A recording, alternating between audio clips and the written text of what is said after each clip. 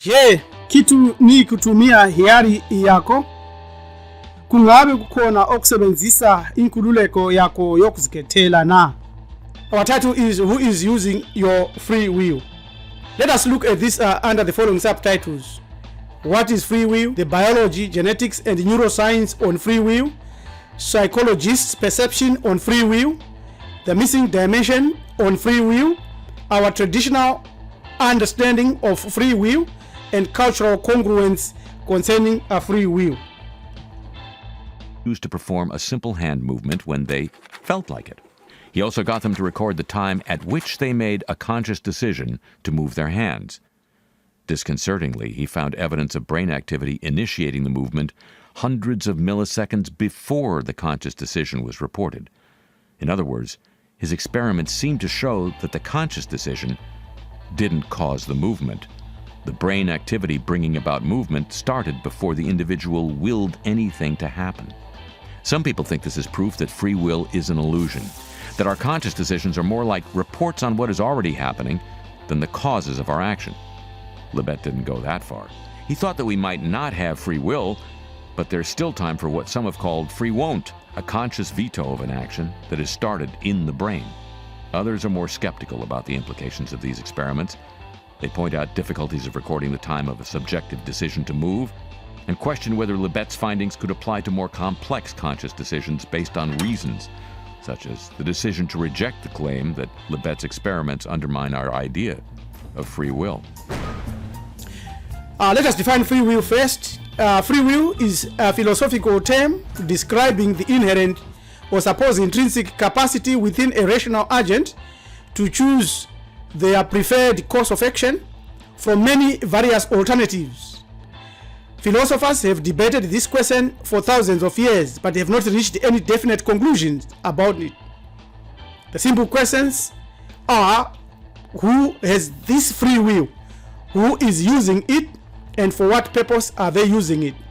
Some suggest that the answer lies in the subconscious mind, specifically the subconscious beliefs. So, what does biology and genetics or neuroscience say about it? Modern genetics and neuroscience deny that we are free-willed entities. They insist that our bodies and minds exist as carriers for our genes to enable them to survive and replicate. Everything we do is determined by and is on behalf of our genes. We are product of an accident they call evolution. Our moods, our desires, and our behaviors are determined by the levels of various chemical reactions that occur in our brain, such as serotonin or dopamine, or by the automatic activation of neuronal networks which predispose you to a certain trait or impulses. If you feel depressed, it is because of low level of serotonin. If you are psychopathic, it is because areas of your ventromedial prefrontal cortex are less active than normal. What is the root of these assaults on our autonomy in terms of free will? Why do intellectuals and scientists feel such a strong bias and impulse to show us that we are powerless, that we are controlled by forces that are beyond our own ability to manage or control them? Why is this desire to deny our power so prevalent? Psychologists have also their own perception of free will. They tell us that environment as well as genes pretty much determine what we think and what we decide and how we exercise our own free will. But who is the architect of this environment? Is he or she also free from their own free will? Why do intellectuals and scientists feel so strong to show us that we are powerless? Why is it that they want us to believe that inside our mental space there is no one there, that our sense of self is just an illusion, which itself is a mere side effect of neurological processes? If you believe this, and if this is part and parcel of your understanding, then obviously and definitely you have no free will. But our ancestors taught us that we should know ourselves. Know thyself. And also they say that the kingdom of heaven is within you, and whosoever shall know himself shall find it. Marcus Garvey, one of the greatest thinkers of our modern times, admonished us to use our thinking, to use and resurrect our brains, so that we, irrespective of what the world thinks, we will be able to become a race of respect. Now, tucked away from the masses, some popular neuroscientific ideas about the limitations of free will are being contradicted by neuroscience itself. For instance, a recent research has shown that rather than being fixed or hardwired, our brain structure is very flexible and soft-wired, that it is capable of changing and adapting. Psychology suggests we have innate potentials and characteristics that are independent of external factors, even if this aspect of us may be so obscured from us that we can barely see it. Therefore, this question of free will is a missing dimension. Even the definition of what is free will must be modified by adding whose free will. The word will itself is of Germanic origin, in Old English and Dutch, and comes from Weilan, which evolved to will, and also it is a vele, coming from the Indo-European root in Latin, which is will or wish. Wishes okufunwa nguwe, yari mazokuda, nwere onwe ime nhoro. So, from Ubuntu Ma'ati consciousness, we determine that the Western exploration of free will does not define fully the agent in whom the matter is to be exercised. Who or what is a human being that has a free will, or that is free will?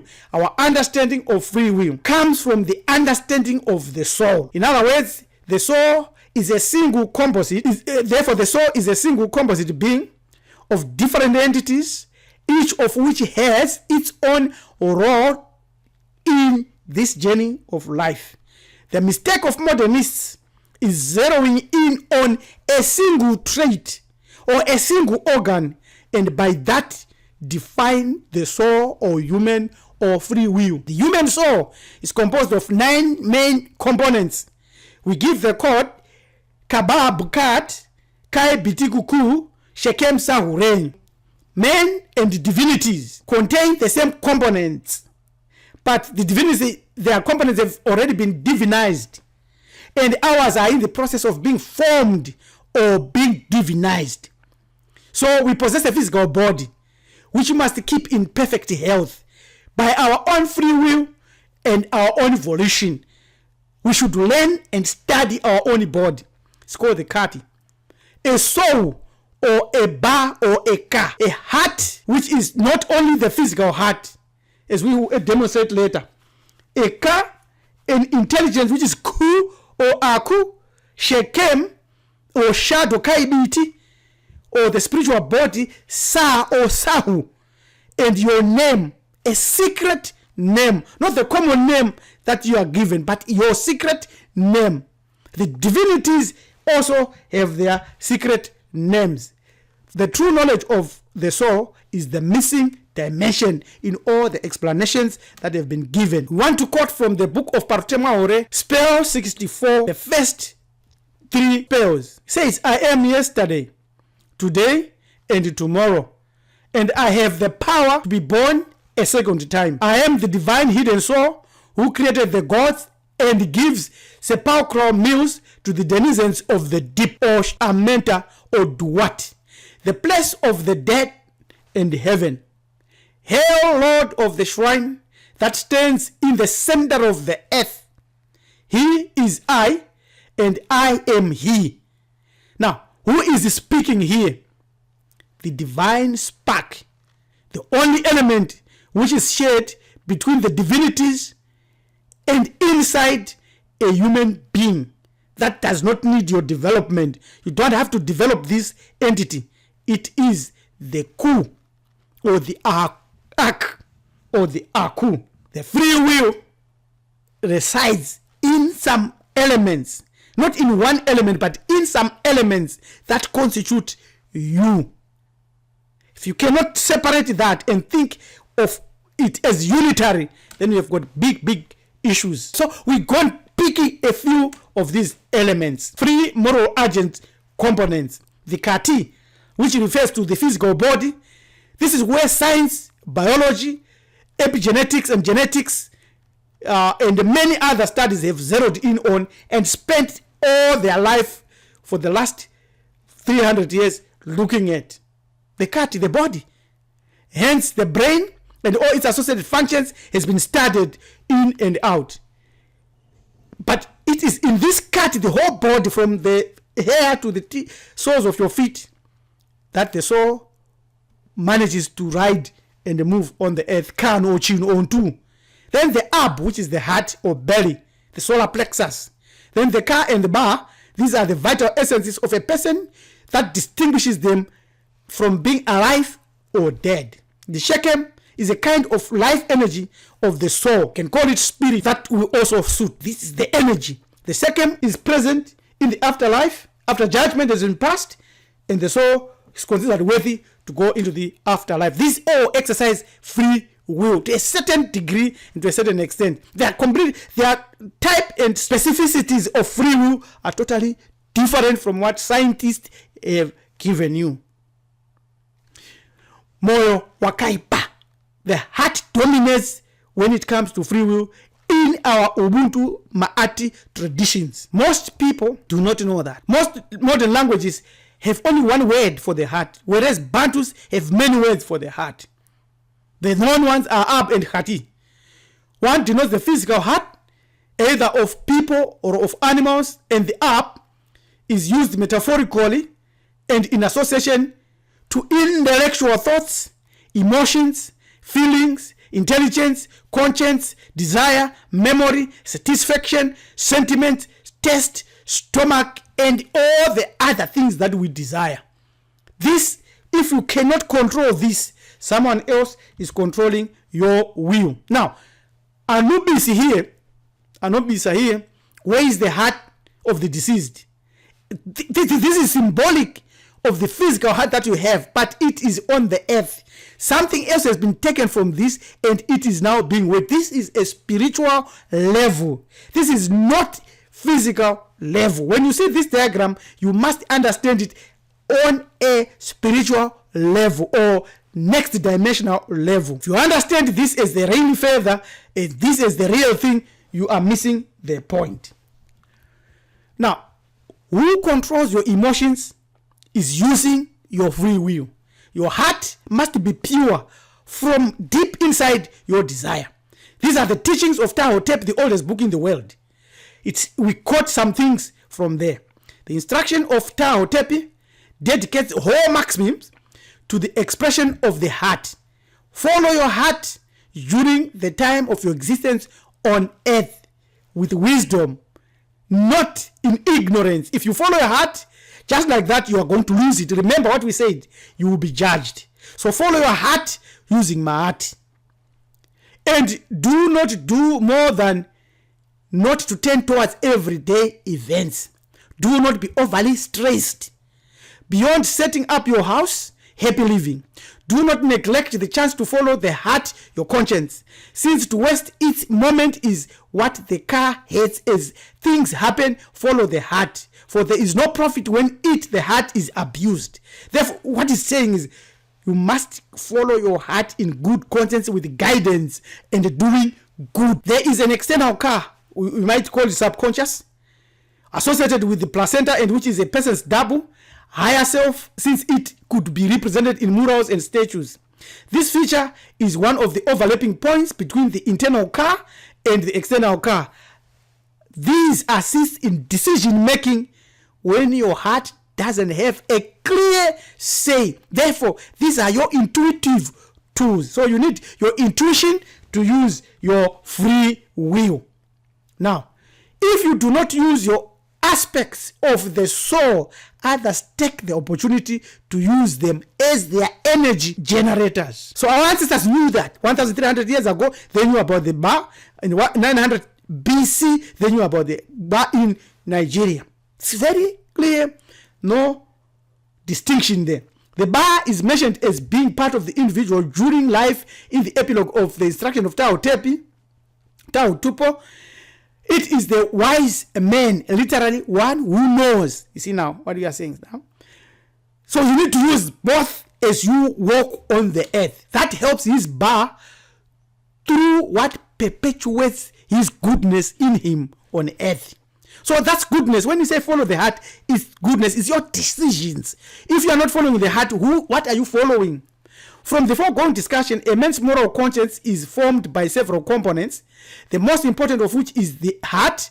That is a huge role in human nature and moral character. The car and the bar do not actively participate in volition, the process of decision making, but they play a huge role in our interaction with creativity, imagination, prayer, and thinking.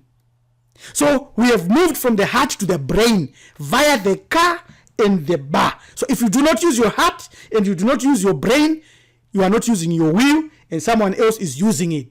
The deterministic intervention that is proposed by psychologists and other people that are discussing free will is also featured in the book of Tao Tupo, where we learn that we have the power to invite them, the divinities, or stop them, the divinities, from divine intervention, either in determination or control of fate. So if we have the power to stop the divinities, what more of any other entities on earth?